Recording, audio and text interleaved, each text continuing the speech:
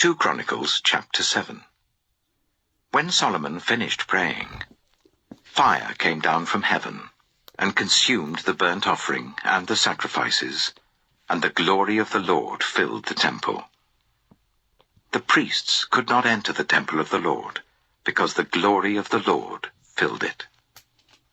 When all the Israelites saw the fire coming down, and the glory of the Lord above the temple, they knelt on the pavement with their faces to the ground, and they worshipped and gave thanks to the Lord, saying, "He is good.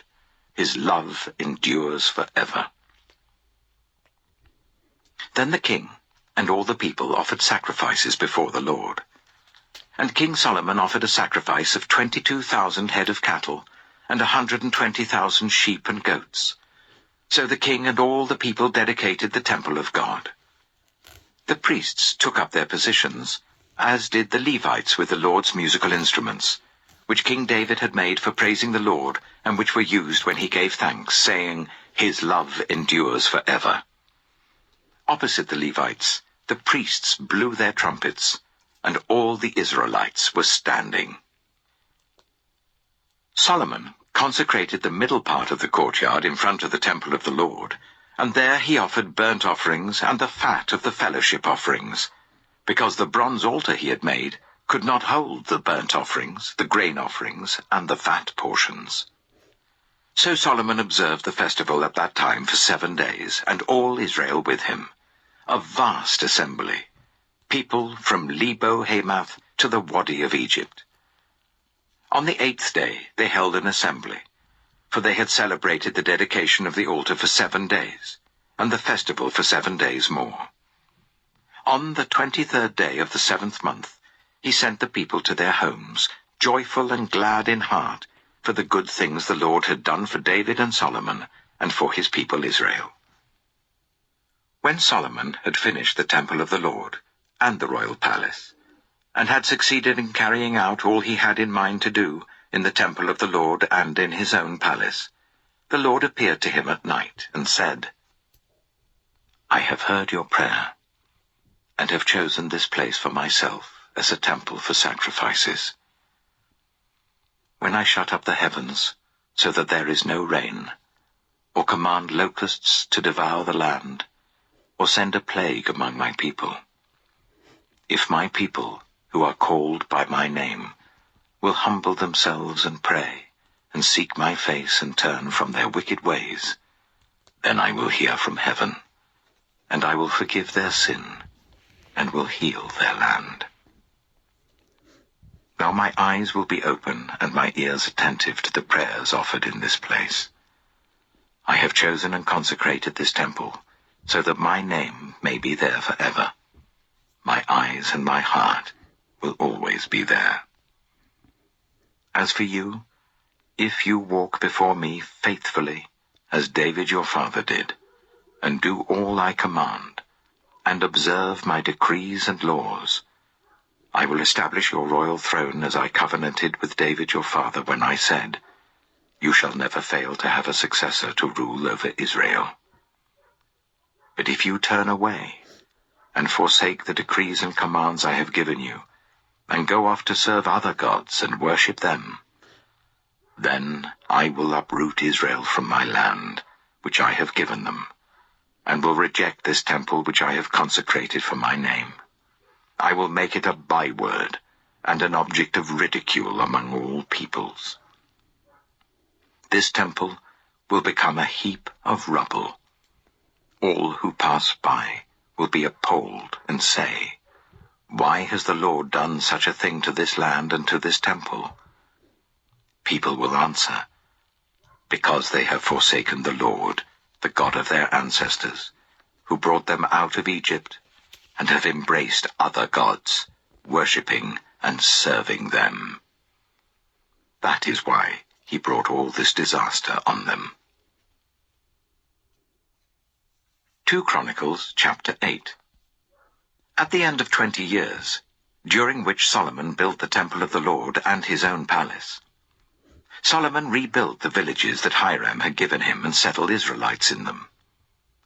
Solomon then went to Hamath Zobah and captured it. He also built up Tadmor in the desert and all the store cities he had built in Hamath.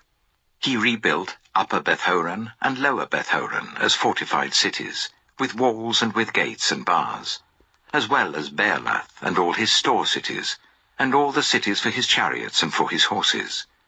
Whatever he desired to build in Jerusalem, in Lebanon, and throughout all the territory that he ruled. There were still people left from the Hittites, Amorites, Perizzites, Hivites, and Jebusites. These people were not Israelites. Solomon conscripted the descendants of all these people remaining in the land, whom the Israelites had not destroyed, to serve as slave labor, as it is to this day. But Solomon did not make slaves of the Israelites for his work.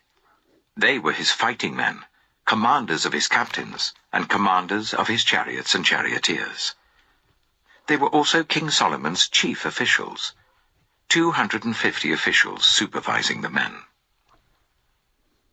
Solomon brought Pharaoh's daughter up from the city of David to the palace he had built for her, for he said, "My wife must not live in the palace of King David of Israel, because the places the ark of the Lord has entered are holy."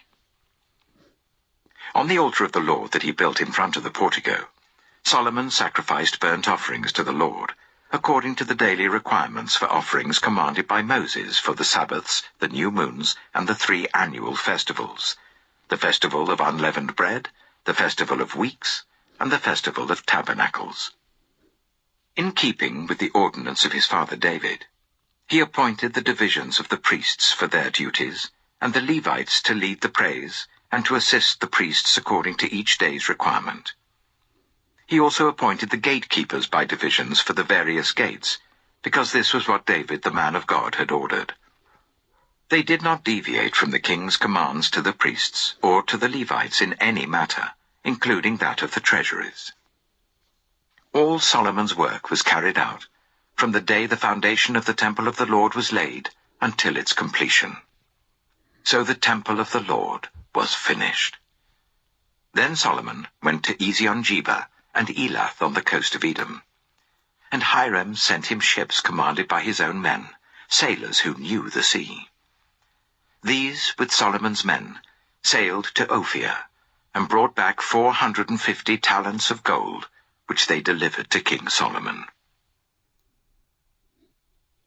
2 Chronicles chapter 9. When the Queen of Sheba heard of Solomon's fame, she came to Jerusalem to test him with hard questions. Arriving with a very great caravan, with camels carrying spices, large quantities of gold and precious stones, she came to Solomon and talked with him about all she had on her mind. Solomon answered all her questions. Nothing was too hard for him to explain to her. When the Queen of Sheba saw the wisdom of Solomon, as well as the palace he had built, the food on his table, the seating of his officials, the attending servants in their robes, the cupbearers in their robes, and the burnt offerings he made at the temple of the Lord, she was overwhelmed. She said to the king, "The report I heard in my own country about your achievements and your wisdom is true. But I did not believe what they said until I came and saw with my own eyes. Indeed, not even half the greatness of your wisdom was told me. You have far exceeded the report I heard. How happy your people must be! How happy your officials, who continually stand before you and hear your wisdom! Praise be to the Lord your God, who has delighted in you and placed you on his throne as king, to rule for the Lord your God. Because of the love of your God for Israel, and his desire to uphold them forever, he has made you king over them, to maintain justice and righteousness." Then she gave the king 120 talents of gold, large quantities of spices, and precious stones. There had never been such spices as those the Queen of Sheba gave to King Solomon. The servants of Hiram and the servants of Solomon brought gold from Ophir. They also brought algum wood and precious stones. The king used the algum wood to make steps for the temple of the Lord and for the royal palace, and to make harps and lyres for the musicians. Nothing like them had ever been seen in Judah. King Solomon gave the Queen of Sheba all she desired and asked for. He gave her more than she had brought to him.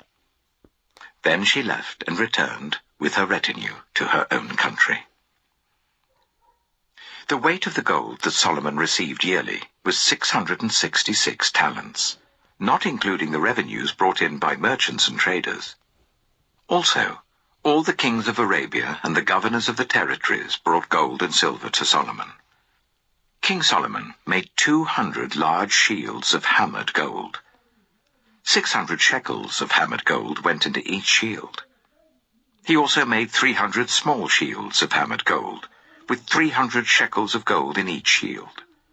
The king put them in the palace of the forest of Lebanon. Then the king made a great throne covered with ivory and overlaid with pure gold. The throne had 6 steps, and a footstool of gold was attached to it. On both sides of the seat were armrests, with a lion standing beside each of them. 12 lions stood on the 6 steps, one at either end of each step. Nothing like it had ever been made for any other kingdom. All King Solomon's goblets were gold, and all the household articles in the palace of the forest of Lebanon were pure gold. Nothing was made of silver, because silver was considered of little value in Solomon's day. The king had a fleet of trading ships, manned by Hiram's servants. Once every 3 years it returned, carrying gold, silver, and ivory, and apes and baboons. King Solomon was greater in riches and wisdom than all the other kings of the earth. All the kings of the earth sought audience with Solomon to hear the wisdom God had put in his heart. Year after year, everyone who came brought a gift, articles of silver and gold, and robes, weapons, and spices, and horses and mules.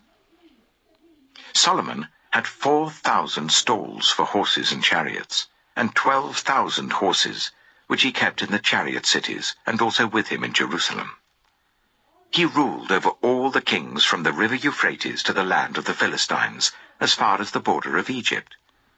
The king made silver as common in Jerusalem as stones, and cedar as plentiful as sycamore fig trees in the foothills. Solomon's horses were imported from Egypt and from all other countries. As for the other events of Solomon's reign, from beginning to end, are they not written in the records of Nathan the prophet, in the prophecy of Ahijah the Shilonite, and in the visions of Iddo the seer concerning Jeroboam son of Nebat? Solomon reigned in Jerusalem over all Israel for 40 years. Then he rested with his ancestors and was buried in the city of David his father. And Rehoboam his son succeeded him as king. 2 Chronicles chapter 10. Rehoboam went to Shechem, for all Israel had gone there to make him king. When Jeroboam son of Nebat heard this, he was in Egypt where he had fled from King Solomon. He returned from Egypt. So they sent for Jeroboam.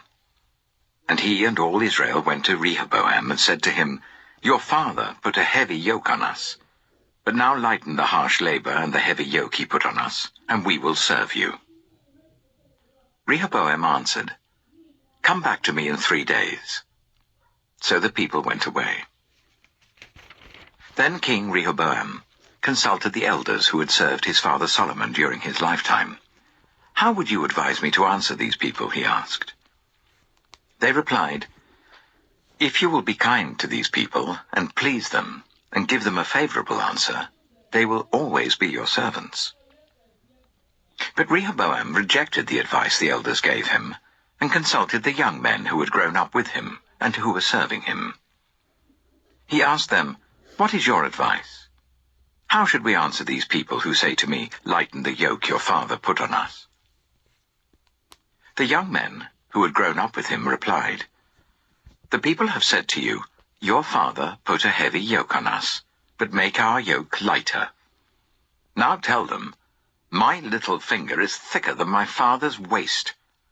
My father laid on you a heavy yoke. I will make it even heavier. My father scourged you with whips. I will scourge you with scorpions." 3 days later, Jeroboam and all the people returned to Rehoboam, as the king had said, "Come back to me in 3 days." The king answered them harshly, rejecting the advice of the elders. He followed the advice of the young men and said, "My father made your yoke heavy. I will make it even heavier. My father scourged you with whips. I will scourge you with scorpions." So the king did not listen to the people. For this turn of events was from God, to fulfill the word that the Lord had spoken to Jeroboam son of Nebat, through Ahijah the Shilonite. When all Israel saw that the king refused to listen to them, they answered the king, "What share do we have in David? What part in Jesse's son? To your tents, Israel. Look after your own house, David." So all the Israelites went home. But as for the Israelites who were living in the towns of Judah, Rehoboam still ruled over them. King Rehoboam sent out Adoniram, who was in charge of forced labor. But the Israelites stoned him to death. King Rehoboam, however, managed to get into his chariot and escape to Jerusalem. So Israel has been in rebellion against the house of David to this day.